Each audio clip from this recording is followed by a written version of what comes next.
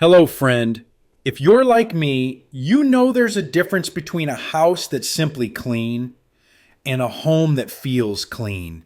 It's that moment when you walk in, take a deep breath, and the air itself seems to wrap you in comfort, not because of some artificial air freshener, but because every corner of your space carries care, intention, and love. You see, we've been taught to scrub and sanitize, to keep things tidy and in place. But what truly makes a home feel alive, especially after 60, is the unseen. The familiar scent of lemon oil on old wood, the freshness of morning air drifting through an open window, the softness in the air after the linens are changed and the curtains washed. These aren't just chores, they're rituals, small, meaningful acts that say, I still care deeply for this space and for myself in it. So in this video, I'll walk you through 10 cleaning secrets that older women have trusted for decades. Not because they're trendy, but because they work. Not just to make your home sparkle, but to help it breathe, soothe, and welcome you back into your life every single day. Part 1. Open the air, open the mood. There's a kind of stillness that settles into a house when it's been closed up too long. You know the feeling, like the rooms are holding their breath, waiting for something to shift. And sometimes all it takes is the turn of a latch, the creak of a window pushed open, and suddenly the whole home exhales. When I was a child, my grandmother had a habit. First thing every morning, before coffee, before combing her hair, she would walk to the kitchen window, open it just an inch, and say, let yesterday out. Let something better in. I never really understood it then, but now, decades later, I do. Because fresh air isn't just about ventilation, it's about renewal. It's about resetting the energy, releasing the weight of stale emotions, and inviting lightness back in. Especially after 60, we start to feel how the air around us mirrors what's happening inside us. A home that's been shut too long can feel heavy in ways we can't quite explain. But crack open that window, even just for 5 minutes, and the shift is real. Pair that small act with something sacred to you. Maybe it's the sound of birdsong in the morning, or the familiar warmth of a cup of tea in your hands. Maybe it's just a moment of silence while you stand barefoot and feel the cool breeze graze your cheek. That's not cleaning, it's clearing. It's claiming peace, one breath at a time. So whether it's a spring morning or winter afternoon, try it. Make it a habit, not just for your home, but for yourself. Because every home needs fresh air, but every soul needs it more. Let the old air out. Let something lighter, brighter, and more hopeful in. Part 2. Vinegar, the quiet hero. It's not the prettiest thing in the cabinet. No label promising ocean breeze or mountain air. Just a plain old bottle, sometimes with a bit of dust on the cap. But vinegar is one of those old souls in the home. Quiet, consistent, never seeking praise. And that's exactly what makes it so powerful. It doesn't mask smells. It removes them. It doesn't shout for attention. It shows up day after day, getting the job done just like the women who raised us did, without fuss, without shortcuts, and always with care. Years ago, I watched my grandmother wipe her window sills with vinegar and a threadbare cloth. You want your windows to smile, she said, not just shine. Back then, I thought she was being poetic. Now I know she was right. Vinegar cuts through more than grime. It lifts the weight of time from the spaces we forget. It clears the air in the kitchen after a fried breakfast. It softens towels that have grown stiff with age. And when you infuse it with something lovely, like lemon peels or sprigs of thyme, it becomes even more magical. Not showy, just soft. A scent that lingers like kindness. These aren't just cleaning habits, they're love in motion. Acts of care that speak louder than any fancy spray or new gadget. A vinegar spray bottle on the counter says, "This home matters, I matter." And in a world that moves fast and expects more, that quiet declaration carries weight. So the next time you reach for something to freshen the room, don't overlook the bottle that's been with you all along. Because what vinegar lacks in glamour, it more than makes up for in grace, just like you have all these years. Part 3. Wash what hides in plain sight. It's the things we pass every day that fade into the background. The pillow tucked just right on the sofa, the bed skirt that sways gently when you walk by, the lampshade casting its warm, familiar light each evening. They're part of the rhythm of our home, so constant we forget they're even there. But just because they're quiet doesn't mean they don't speak. Over the years, I've found that the smells we can't quite name, the ones that sneak in and make a house feel just a little off, aren't coming from the obvious places. They hide in fabric that hasn't seen the wash in a season or two. In that throw pillow cover that once matched your living room perfectly but hasn't been touched since last Thanksgiving. In the bed skirt that's still catching dust you don't see until the morning sun hits just right. There was a time a dear friend came by after a long illness. She walked in, sat down gently, looked around the room, and said, "It feels like everything here got a fresh start." She didn't know I had spent the afternoon washing slipcovers, freshening up the curtains, and gently wiping the lampshades with a damp cloth and a hint of citrus oil. She just felt it. That's the power of care. It shows even when it's invisible. So I make it a habit now. At the change of each season, I walk through my home with new eyes. I take down what can be washed, and I lovingly tend to what can't. I air out throw pillows, spot clean lampshades, shake out bed skirts, and give even the quietest corners their moment of renewal. It's not about perfection. It's not about trends. It's about presence. Because sometimes the most neglected places are the ones that hold on to the most.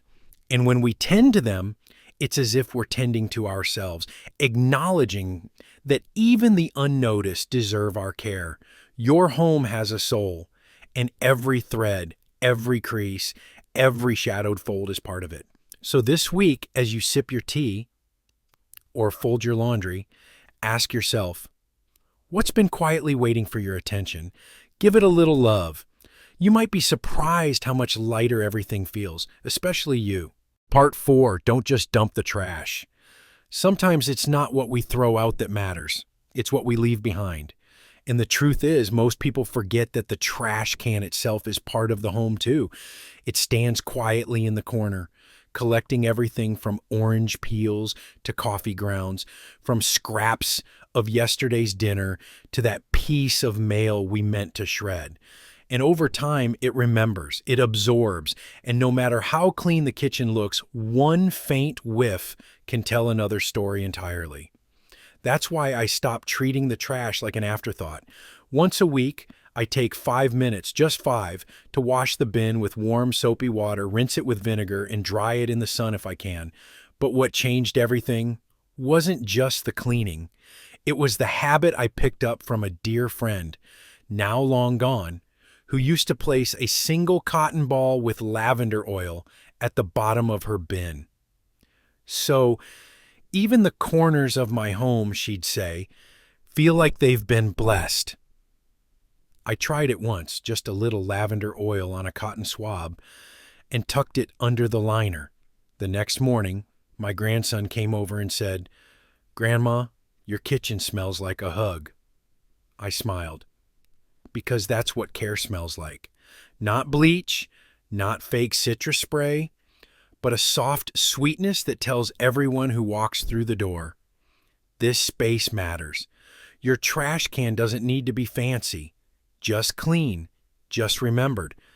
And when you give even that forgotten corner a touch of gentleness, your whole home lifts with it. Part 5. Simmer the memories. There's a kind of magic that happens when you walk into a home and the air greets you with warmth, something soft, familiar, almost like a lullaby you can smell. It's not from a bottle or plug-in. It's from a quiet pot, simmering on the stove, doing its good work in the background.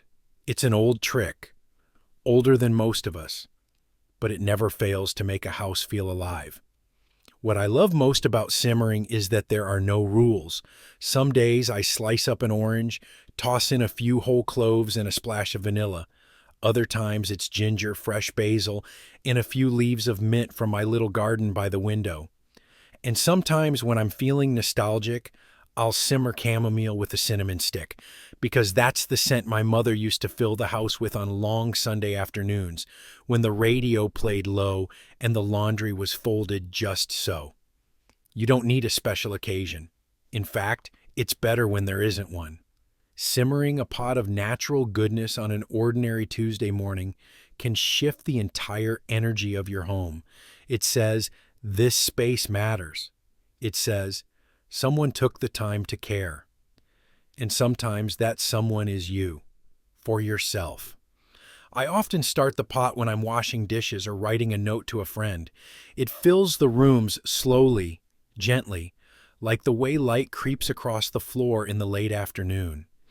Guests have told me they feel instantly at ease the moment they step in, not because the house is perfect, but because the air feels kind. That's the power of these simmering blends. They don't just mask odors, they change the mood. They invite calm. They stir up memories. They create new ones. And the beauty is, it's simple.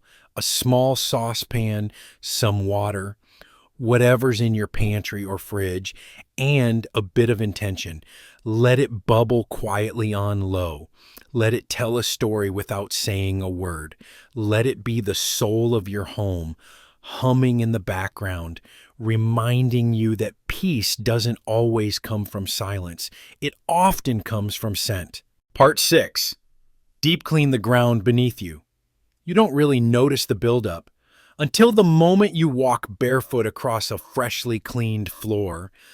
That quiet ah your feet make. The way the room suddenly feels brighter, even if you didn't touch a single light. There's something almost sacred about tending to the floors we live on, because they've carried everything: birthday balloons, spilled milk, hospital bags, dancing feet, and quiet tears. And just like we care for the heart of a person, we need to care for the ground beneath us. Carpets, in particular, are memory keepers. They absorb not only dust and pet hair, but the seasons of your life. They hold on to laughter and loss, to habits and holidays. And every now and then, they need a gentle reset, a full deep clean.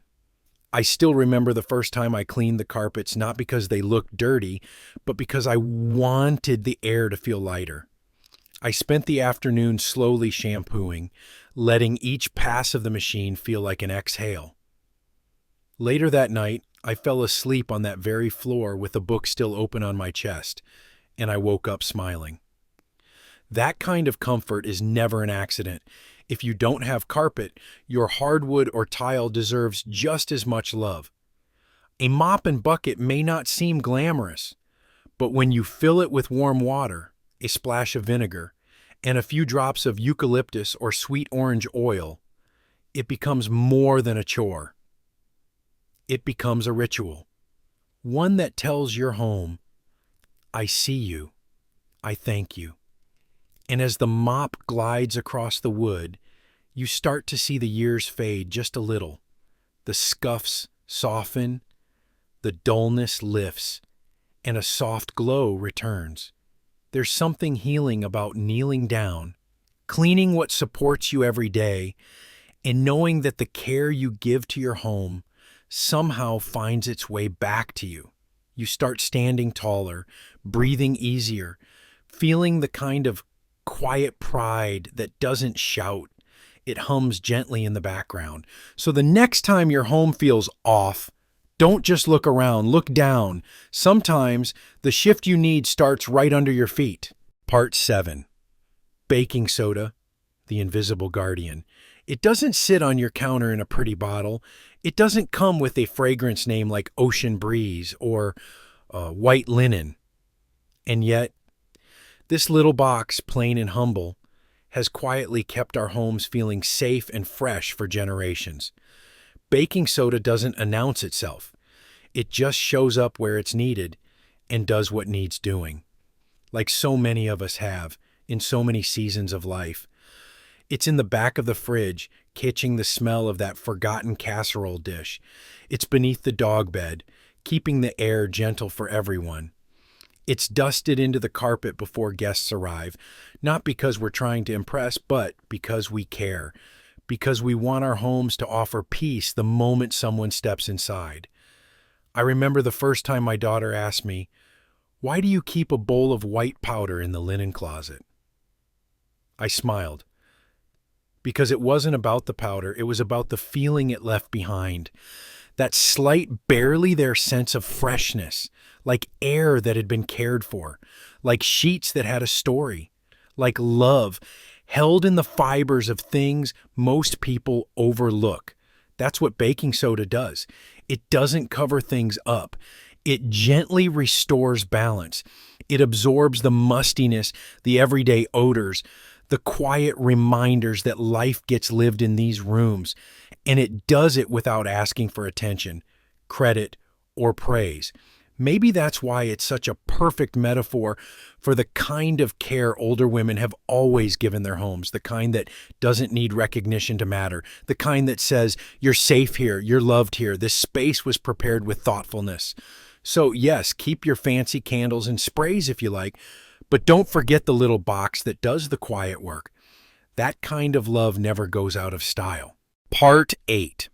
Clean where you never think to.